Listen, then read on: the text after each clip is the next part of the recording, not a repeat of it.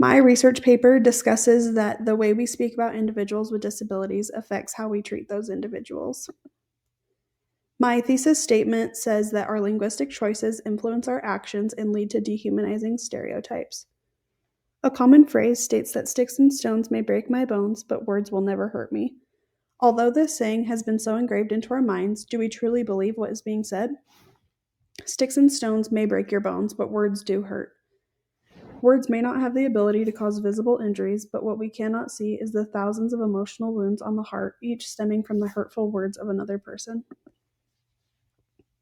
My first argument is person first language, and person first language can be described as viewing disability as one of several features of the whole person. The purpose of person first language is not to take away or hide the person's identity with their disability, but to emphasize that they are a person first and foremost.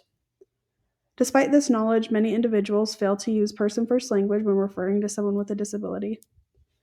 An article was published by The Star after the 1997 Special Olympics World Winter Games where individuals with disabilities were highlighted. The Special Olympics included more than 2,000 athletes with disabilities from various countries. The purpose of the article was to report on the events that occurred during the Olympics. The author failed to use person first language, which was rightfully upsetting for many of the athletes as well as those who read the article. Before the article about the Special Olympics was published, a primer article from The Star discussed how to refer to individuals with disabilities using person first language. Despite this publication, the article that was published following the Special Olympic World Winter Games did not follow that protocol.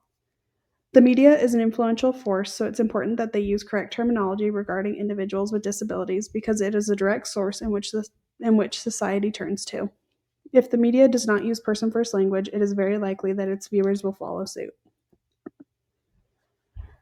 A rebuttal to person first language is identity first language, and controversy resides behind person first language, as some say that it separates the individual from their disability, while others argue that it is important to use person first language because it places an emphasis on the person before their disability. While the concept of person first language is important, it's also important to take into consideration the individual's identity with their disability. Some prefer to be identified by their disability, which is identity first language, because it is such a big part of who they are, while others prefer to not be identified as such. Person first language is used as the standard protocol when referring to individuals with disabilities unless the individual has stated otherwise. It is important to respect the individual's personal preference in regard to person first language and identity first language because not adhering to these guidelines can be highly offensive to the individual. My next point is using the term intellectually disabled versus mental retardation. In the 20th century, the term mental retardation was a medical diagnosis given to individuals with below average cognitive ability and a decreased ability to adapt to one's environment. Since then, society has taken that diagnosis and given negative connotation to it. The word retarded is often synonymous with words such as dumb, stupid, or slow. A lack of understanding plays a big role in the use of this word because oftentimes individuals do not understand the background of the word that frequents their vocabulary. Many individuals do not realize that the word retard or retarded originates from a medical diagnosis. In the United States, a federal statute, Rosa's Law, replaces the term mental retardation with intellectual disability and requires that person first language be used when referring to those affected in all federal laws. Rosa's Law is indicative of the sentiment for change. Rosa Marcelino, an 8-year-old girl with Down syndrome from Maryland, was taunted frequently and pejoratively called retard in a demeaning manner. With support from her state representative and U.S. Senator Barbara Mikulski, legislation was initiated leading to the change in the law.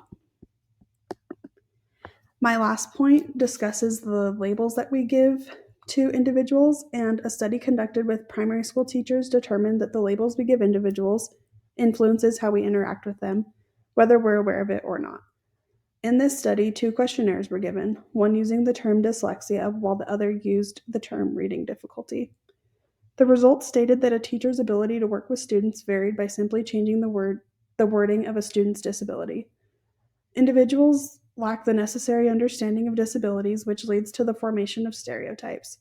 It is important to educate society on disabilities so that there is no room for stereotypes. Despite primary teachers being the focus of this study, the problem not only resides with teachers. Labeling is an issue that can be applied to all members of society.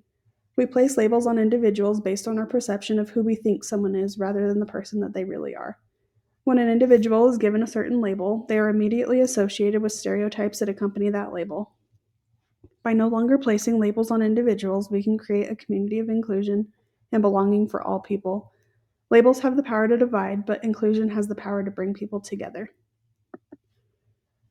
In conclusion, although some individuals would argue that words could never hurt them, it is important to note that words are often hurtful for many individuals, and the extent to which those words can hurt will vary from person to person.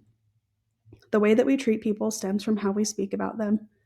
If we do not speak respectfully about individuals with disabilities, then we will likely not treat them with the respect that they, as well as every member of society, deserve. We want to be respected members of society, and that is no different for an individual with a disability. Our words become our actions, so speak in a way that is inclusive of all individuals with disabilities. Words are the bullets to a loaded gun, and once they leave the tongue, they can no longer be taken back. You may not be able to see the visible effects that your words have on another person, but just because you cannot see them does not mean that they are not there. Before you speak, take a moment to reflect on how those words will affect the individual. If you would not want those words spoken about yourself, then they should not be spoken about another human being. After all, sticks and stones won't break my bones, but words will always hurt me.